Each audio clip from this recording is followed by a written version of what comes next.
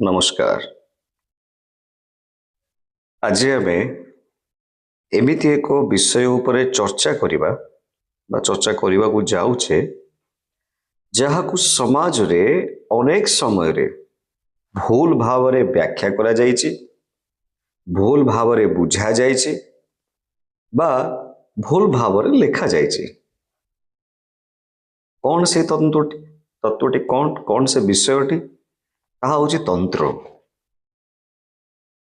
ये तंत्र शब्दटी शुणीदेला माने ना लोकों मनरे गोटे धारणा रही तंत्र माने एक अलौकिक क्रिया, तंत्र माने मंत्रर प्रयोग करी किसी एक विशेष लक्ष्य को साधन करिबा बा कौन से एक गुप्त शक्ति की प्रयोग करिबा इत्यादि इत्यादि इत्यादि। किंतु आमे जदि अति आग्रहर सह शास्त्र, तंत्र और विज्ञान को अध्ययन करिबा तेबे आमे बुझी परिबा जे तंत्र केवल एक आध्यात्मिक पथ नुह, यह एक संपूर्ण विज्ञान, एक एमिति विज्ञान जहाँ मानव शरीर, चेतना और ब्रह्मांडीय शक्तिर संबंध को स्थापन भी करे, प्रतिष्ठा भी करे, विश्लेषण भी करे। अर्थ कौन? ये तंत्र शब्दर अर्थटी कौन? अति साधारण भाव आमे बुझीचे बा बुझी पारिबा। तन अर्थ विस्तार, त्र अर्थ मुक्ति बा साधन, अर्थात तनोति विस्तारयति ज्ञानम इति तंत्रः।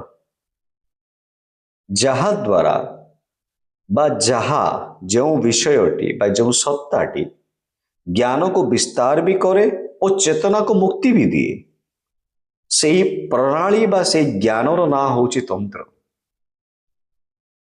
सेथिपाई तो तंत्र को चेतना विस्तारर विज्ञान बोली कहा जायछि। एवं मैं आरंभर कौन कही, शास्त्र, तंत्र एवं विज्ञान ये आधुनिक जुगरे बा आधुनिक विज्ञान रो मूल नीति कौन? तीनोटी मुख्य अंग उपरे विज्ञान गति करुछि। कौन कौन? प्रथम होछि पर्यवेक्षण माने ऑब्जर्वेशन, तापरे प्रयोग अर्थ एक्सपेरिमेंट एवं तापरे फल अर्थ रिजल्ट बा थियोरी। आश्चर्य कथा है तंत्र रे मध्य से प्रक्रिया रही।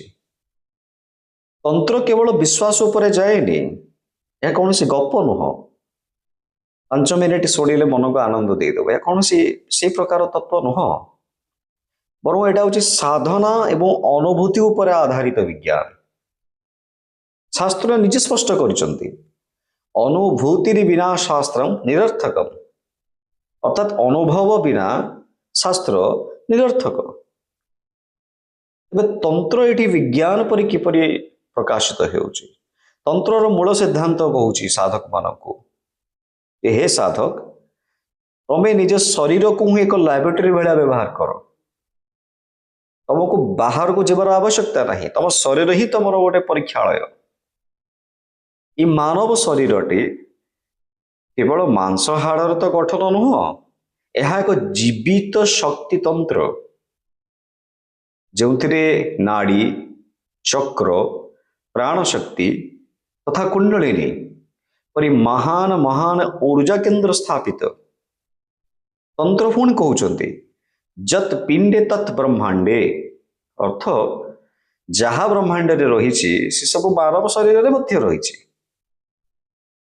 अर्थ जदि आमे को आधुनिक भाषा रे बुझीबा, माइक्रोक्रोमोसोम एंड मैक्रोक्रोमोसोम ये दुईटी जक विज्ञान को जदि आमे बैलेंस करिबा, तंत्र रे यही लक्षण आपन को देखा मिले देखी पारिबे। तंत्र सबुठुर गूढ़ धारणा हेउची कुंडलिनी शक्ति। इस शक्ति को शास्त्र रे केमिति वर्णना करा गला ना मूलाधारे स्थिता शक्ति ही कुंडलिनी परिकीर्तिता, अर्थ मूलाधार चक्र रे थिबा शक्ति की कुंडलिनी कहा जाए। एवं तंत्र साधना लक्ष्य ही हेउची बा तंत्र विज्ञान लक्ष्य ही हेउची ए शक्ति की जागृत करिवा। ଯେତେବେଳେ କୁଣ୍ଡଳିନୀ ଜାଗୃତ ହୁଏ ଏହା ଶରୀରର ସପ୍ତ ଚକ୍ର ମାଧ୍ୟମରେ ଊର୍ଦ୍ଧ୍ୱଗାମୀ ହୁଏ ଏବଂ ଏହା ଏକ ଅତି ସୁନ୍ଦର ସୁସଂଗଠିତ ଆଧ୍ୟାତ୍ମିକ ପ୍ରକ୍ରିୟା। ଏହି ତନ୍ତ୍ର ବିଜ୍ଞାନରେ ମନ୍ତ୍ର ଏକ ଶବ୍ଦ ବିଜ୍ଞାନର ଭୂମିକାଟି ଗ୍ରହଣ କରେ, ଯାହାକୁ ଆମେ ସାଇନ୍ସ ଅଫ ସାଉଣ୍ଡ ବୋଲି କହିପାରିବା। ଆମେ ସମସ୍ତେ ଜାଣିଛେ ତନ୍ତ୍ରରେ ମନ୍ତ୍ର ଅତ୍ୟନ୍ତ ଗୁରୁତ୍ୱପୂର୍ଣ୍ଣ, କିନ୍ତୁ ମନ୍ତ୍ର କେବଳ କେତେକ ଅକ୍ଷର ବା ଶବ୍ଦର ସମାହାର ନୁହଁ, ଏହା ଏକ ଧ୍ୱନି ଶକ୍ତି। ମୋ ଶବ୍ଦ ଉପରେ ଟିକେ ନାକୁ ଧ୍ୟାନ ଦେବେ, ଏହା କେବଳ ଧ୍ୱନି ନୁହଁ, ଏହା ଧ୍ୱନି ଶକ୍ତି। ଆଧୁନିକ ବିଜ୍ଞାନ ମଧ୍ୟ କହୁଛି ଯେ ବ୍ରହ୍ମାଣ୍ଡର ମୂଳ ସ୍ୱରୂପ ହେଉଛି କମ୍ପନ ମାନେ ଭାଇବ୍ରେସନ, ଏବଂ ତନ୍ତ୍ର ଏହି ସତ୍ୟକୁ 1000 ବର୍ଷ ପୂର୍ବରୁ କହିଥିଲା। ଇଏ ସମ୍ପୂର୍ଣ୍ଣ ବ୍ରହ୍ମାଣ୍ଡ କମ୍ପନରୁ ହିଁ ତିଆରି, ଯାହାକୁ ଆମେ ଶବ୍ଦ ବ୍ରହ୍ମ ବୋଲି ଆଖ୍ୟାୟିତ କରିସାରିଛେ ବା କରିଛେ। ଉଦାହରଣ ସ୍ୱରୂପ ପ୍ରଣବକୁ ନବା, ଏହା ଏକ ଶବ୍ଦ ନୁହେଁ, ଏହା ହିଁ ତ ସୃଷ୍ଟିର ମୂଳ ନାଦ, ଏହା ହିଁ ତ ଆଦି ବ୍ରହ୍ମଙ୍କର ଶବ୍ଦ ସ୍ୱରୂପ। ଯେପରି ମନ୍ତ୍ରର ଭୂମିକା ରହିଛି ସେପରି ଯନ୍ତ୍ରର ମଧ୍ୟ ଭୂମିକା ରହିଛି। ତନ୍ତ୍ରରେ ଯନ୍ତ୍ର ମଧ୍ୟ ବ୍ୟବହୃତ ହୁଏ। ଯନ୍ତ୍ର କଣ? ଯନ୍ତ୍ର ହେଉଛି ଶକ୍ତିର ଏକ ଜ୍ୟାମିତିକ ରୂପ। ଉଦାହରଣ ସ୍ୱରୂପ ଶ୍ରୀଯନ୍ତ୍ର ଆମେ ସମସ୍ତେ ଦେଖିଛେ, ଘର ମାନଙ୍କରେ ପୂଜା ମଧ୍ୟ ହେଉଛି। ଏହା ଏକ ଚିତ୍ର ନୁହଁ ବା ଏହା ଏକ ସୁନ୍ଦର କାରୁକାର୍ଯ୍ୟ ସମ୍ପନ୍ନ ଗୋଟେ ବସ୍ତୁ ବି ନୁହଁ, ଏହା ସମ୍ପୂର୍ଣ୍ଣ ବ୍ରହ୍ମାଣ୍ଡ ଶକ୍ତିର ଏକ ଜ୍ୟାମିତିକ ମାନଚିତ୍ର। ଯେମିତି ଦେଶ, ରାଜ୍ୟ, ଜିଲ୍ଲାର ମାନଚିତ୍ର ଥାଏ ନା, ଠିକ ସେହିପରି ଶ୍ରୀଯନ୍ତ୍ର ହେଉଛି ସମସ୍ତ ବ୍ରହ୍ମାଣ୍ଡର ଶକ୍ତି ତତ୍ଵର ଏକ ମାନଚିତ୍ର ଏବଂ ଏହାକୁ ତନ୍ତ୍ର ବିଜ୍ଞାନରେ ଏକ ଆଧାର ଭାବରେ ମଧ୍ୟ ଗ୍ରହଣ କରାଯାଇଛି। ଏହିପରି ଭାବରେ ଦେଖିବା ତନ୍ତ୍ର ଏବଂ ଆଧୁନିକ ବିଜ୍ଞାନ ମଧ୍ୟରେ ଅନେକ ସମ୍ପର୍କ ରହିଛି। ଯେମିତି ବିଜ୍ଞାନ ଏନର୍ଜି ଫିଲ୍ଡସ୍ କଥା କହୁଛି, ତନ୍ତ୍ର ମଧ୍ୟ କହୁଛି। ବିଜ୍ଞାନ କମ୍ପନ କଥା କହୁଛି ମାନେ ଭାଇବ୍ରେସନ କଥା କହୁଛି, ତନ୍ତ୍ର ମଧ୍ୟ କହୁଛି। ବିଜ୍ଞାନ କନସିୟସନେସ୍ ଷ୍ଟଡିଜ କଥା କହୁଛି, ଚେତନା ମନର ଜାଗରଣ ଏବଂ ତାର କାର୍ଯ୍ୟକଳାପ ଉପରେ ମଧ୍ୟ ବିଜ୍ଞାନ ମାନୁଛି, ତନ୍ତ୍ର ମଧ୍ୟ ମାନିଛି ବା ତନ୍ତ୍ର ମଧ୍ୟ ସେଇ କଥା କହୁଛି, ବହୁତ ଆଗରୁ କହୁଛି। ଆଧୁନିକ ବିଜ୍ଞାନ ନ୍ୟୁରୋ ସାଇକୋଲୋଜି କି ମାନୁଛି, ତନ୍ତ୍ର ମଧ୍ୟ ମାନୁଛି ନାଡି ବିଜ୍ଞାନକୁ। ତ ଆଜିର ଆଧୁନିକ ଗବେଷଣା ଧ୍ୟାନ ଓ ମନ୍ତ୍ର ଜପର ପ୍ରଭାବ ଉପରେ ଆଜି ଅଧ୍ୟୟନ କରୁଛି, ଯାହାର ସର୍ବଶେଷ ସିଦ୍ଧାନ୍ତ ଅନେକ ହଜାର ବର୍ଷ ତଳୁ ତନ୍ତ୍ର ଆମକୁ ଦେଇ ସାରିଛି।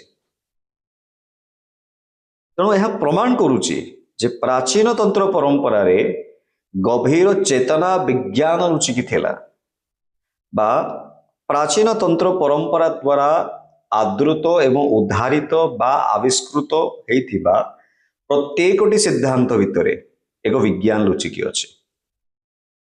ତେଣୁ ତନ୍ତ୍ର ଏକ କେବଳ ଏକ ଧାର୍ମିକ ପ୍ରଥା ନୁହଁ, ମୁଁ ବାରମ୍ବାର କହୁଛି ତନ୍ତ୍ର ହେଉଛି ମାନବ ଚେତନାର ଏକ ବିଜ୍ଞାନ। ଏହା ଆମକୁ କଣ ଶିଖଉଛି? ଯେ ଆମେ ନିଜ ଶରୀର, ମନ ଓ ଶକ୍ତିକୁ ବୁଝିବା, ନିଜ ଦିବ୍ୟ ଚେତନାକୁ ଅନୁଭବ କରିବା। ଶାସ୍ତ୍ର ମଧ୍ୟ ଅନେକ ଜାଗାରେ ସ୍ପଷ୍ଟ କରି କହିଛନ୍ତି, ଶିବ ଶକ୍ତ୍ୟା ଯୁକ୍ତ ଯଦି ଭବତି ଶକ୍ତଃ ପ୍ରଭାବିତୁଂ, ଅର୍ଥାତ୍ ଶକ୍ତି ସହ ଯୁକ୍ତ ହେଲେ ହିଁ ଶିବ ସୃଷ୍ଟି କରିପାରନ୍ତି। ତେଣୁ ତନ୍ତ୍ରର ସାର କଣ ତେବେ? ଶିବ ଓ ଶକ୍ତିର ଏକତାକୁ ଅନୁଭବ କରିବା, ଯାହାକୁ ତନ୍ତ୍ର ବିଜ୍ଞାନର ଭାଷାରେ ଆନନ୍ଦ ଭୈରବ ଏବଂ ଆନନ୍ଦ ଭୈରବୀର ସମ୍ପର୍କ ସହ ତୁଳନା କରାଯାଇଛି ବା ପ୍ରତିଷ୍ଠା କରାଯାଇଛି ସମ୍ପର୍କଟି। ତେଣୁ ଆଜି ଯେତିକି ବି ଆପଣମାନଙ୍କୁ ମୁଁ ଜଣେଇବାକୁ ଚେଷ୍ଟା କଲି, ଆଶା କରୁଛି ମୋର ସମ୍ପୂର୍ଣ୍ଣ କଥାରୁ କୌଣସି ବି ତଥ୍ୟ ବା ତତ୍ତ୍ୱ ଆପଣଙ୍କର ଯଦି ଆଧ୍ୟାତ୍ମିକ ଜୀବନକୁ ପ୍ରଭାବିତ କରିପାରିଲା, ତେବେ ମୁଁ ଆଶା କରିବି ମୋ ପରିଶ୍ରମଟି ସାର୍ଥକ ହେଲା। ଜୟ ଗୁରୁ, ଜୟ ମା, ଜୟ ଗୁରୁ, ଜୟ ମା, ଜୟ ଗୁରୁ, ଜୟ ମା।